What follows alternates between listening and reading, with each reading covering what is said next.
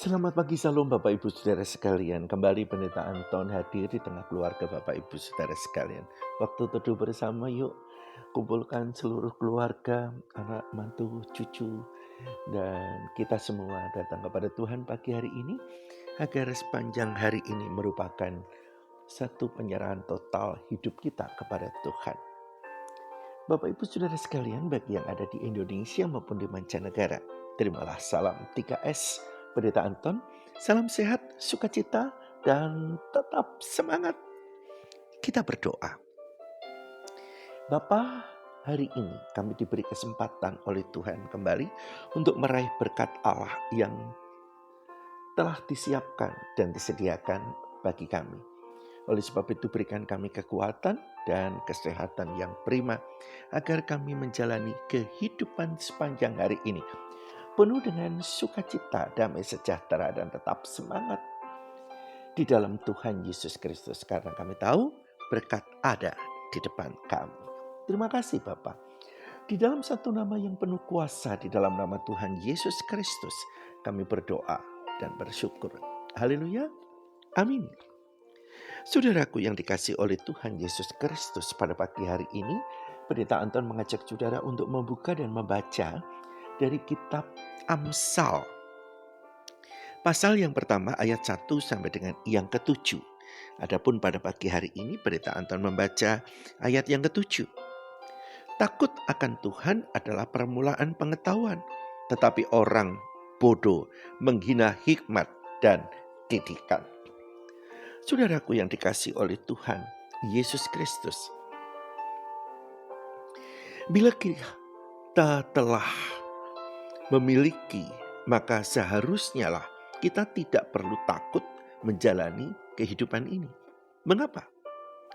Karena kita memiliki hal yang indah datang dari Tuhan. Apapun keadaannya, bila hidup kita alasannya hal yang tersebut, hidup takut akan Tuhan di atas, maka kita akan mendapatkan kasih sayang Tuhan dan pasti akan menerima berkat Allah yang seharusnya.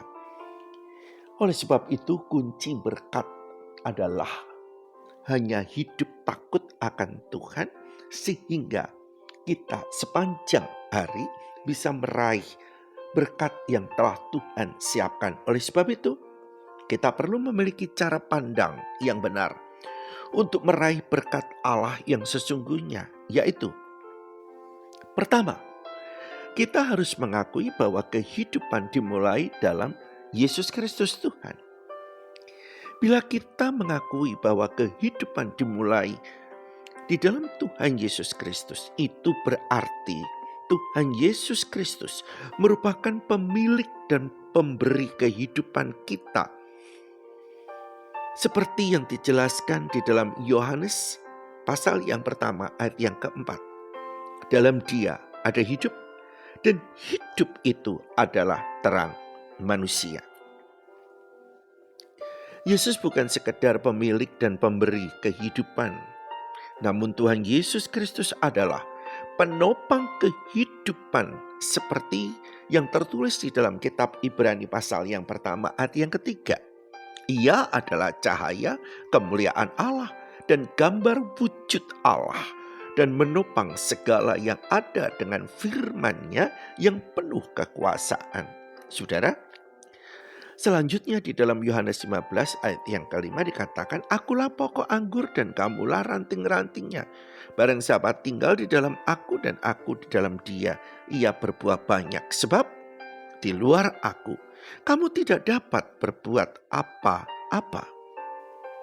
Dengan demikian saudara, maka sesuai janji dalam Yohanes pasal 10 ayat yang ke-10, maka setiap orang percaya kepada Yesus Kristus Tuhan akan mendapat hidup berkelimpahan di dunia, bahkan akan mendapat hidup kekal setelah kehidupan yang sementara di bumi ini.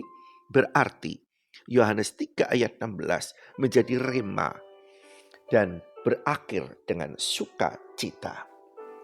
Yang kedua, saudaraku, kita harus mengakui bahwa hidup kita adalah bagi Yesus Kristus Tuhan. Rasul Paulus mengatakan, karena bagiku hidup adalah Kristus dan mati adalah keuntungan. Kalau kita menyandarkan hidup kita, yakin bahwa ada di dalam Kristus Yesus Tuhan, kita adalah mengenal Tuhan Yesus dan berjalan bersama Dia setia.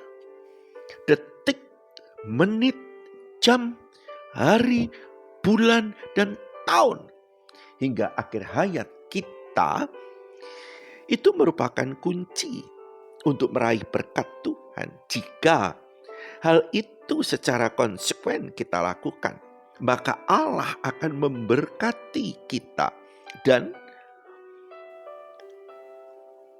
menggenapi janji-janjinya kepada kita.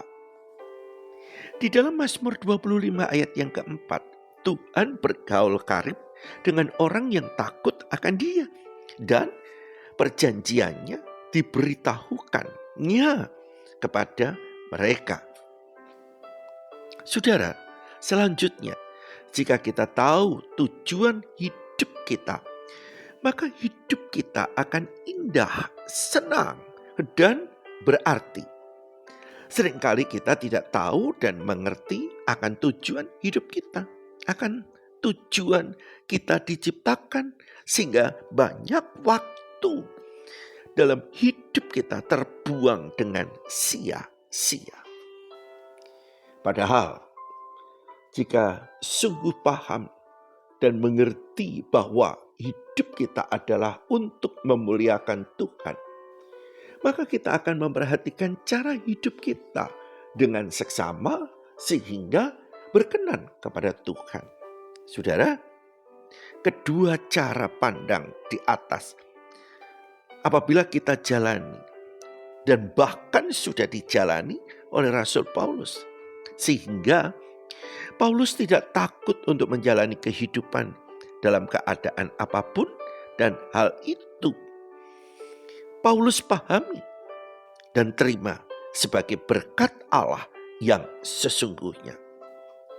Saudara, hal itu dapat kita lihat lewat surat Paulus di dalam Filipi pasal 1 ayat 12 sampai dengan yang ke-20, yang nampak jelas menggambarkan isi hatinya, yang intinya adalah Paulus tidak takut menjalani kehidupan dalam kondisi apapun. Jadi saudara, berkat Allah tidak harus diartikan hanya berupa materi saja. Karena sikap hati yang tidak takut menjalani kehidupan dalam segala kondisinya pun merupakan sebagian berkat Allah yang sesungguhnya. Berkat Allah hanya dapat kita nikmati ketika kita sadari bahwa hidup kita adalah untuk kemuliaan nama Tuhan. Haleluya. Selamat pagi saudara. Selamat beraktivitas.